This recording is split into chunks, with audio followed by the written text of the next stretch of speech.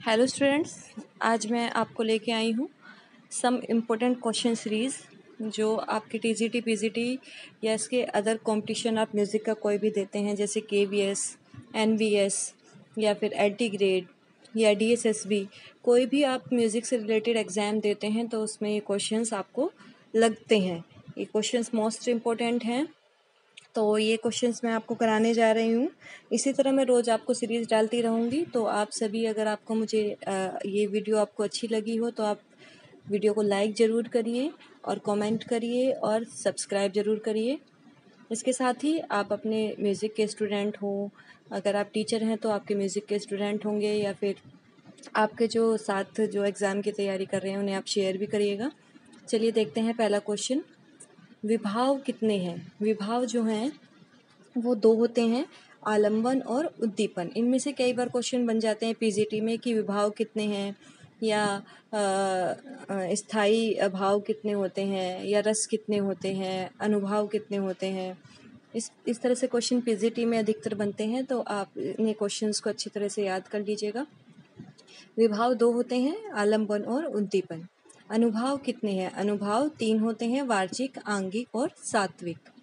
Third है उत्पत्तिवाद सिद्धांत किसने माना? उत्पत्तिवाद का जो सिद्धांत माना वो भट्ट लोलट ने माना।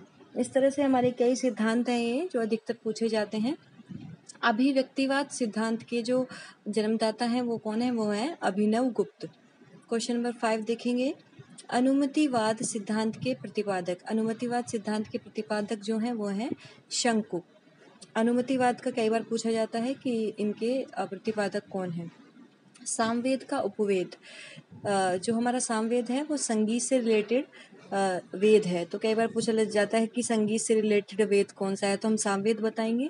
लेकिन सामवेद का अगर उपवेद पूछा जाता है तो हम बताएंगे गंधर्व वेद। सामगान का जो क्रम होता है वो क्या होता है?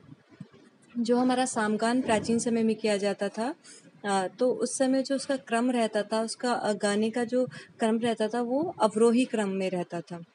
पहला संगीत सम्मेलन कहाँ पर हुआ? जो संगीत सम्मेलन किए गए, ये सबसे पहले संगीत सम्मेलन की जो प्रथा चलाई वो पंडित भातखंडे जी ने चलाई, और पहला संगीत सम्मेलन उन्होंने बड़ौदा में किया। इसी तरह 4 उन्होंने संगीत सम्मेलन किए, जिसमें पहला बड़ौदा, दूसरा दिल्ली, तीसरा बनारस और चौथा लखनऊ। इसके बाद राग के भेद। राग के भेद हैं 3, शुद्ध, छायलक और संकीर्ण।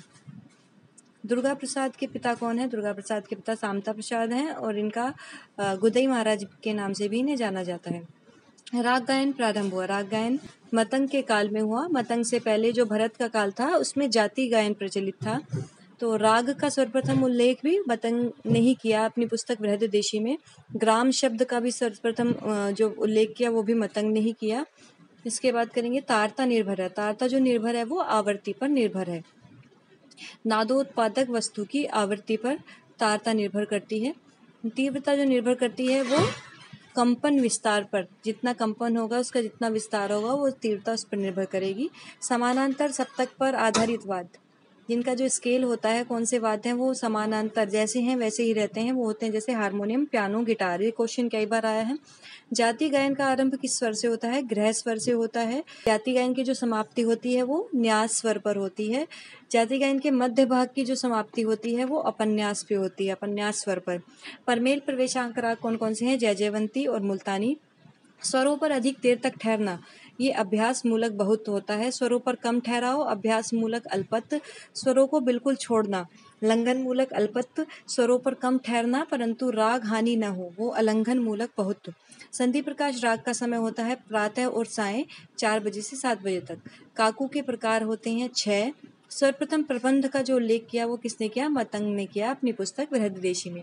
सर्वप्रथम राग शब्द का भी प्रयोग याद रखेंगे आप, मतंग ने किया अपनी पुस्तक बृहददेशी में। ग्राम शब्द का प्रयोग भी मतंग जी ने ही किया, और सर्वप्रथम प्रबंध का उल्लेख भी मतंग जी ने किया। उन्होंने सर्वप्रथम मतंग जी ने प्रबंध का उल्लेख किया और उन्होंने 49 प्रबंध माने। कितने माने? 49। ये भी आप याद रखेंगे। तो अगर आपको ये हमारे क्वेश्चंस की सीरीज़ लगातार देखनी है तो हमारे चैनल को सब्सक्राइब करिए और बेल आइकन दबा दीजिए। बेल आइकन से आपको ये रहेगा कि अगर आप बेल आइकन दबाएंगे तो जो भी हमारी वीडियो आएगी वो आपको मिलती रहेगी समय समय पर। लाइक करिए, कमेंट करिए, शेयर करिए। धन्यवाद।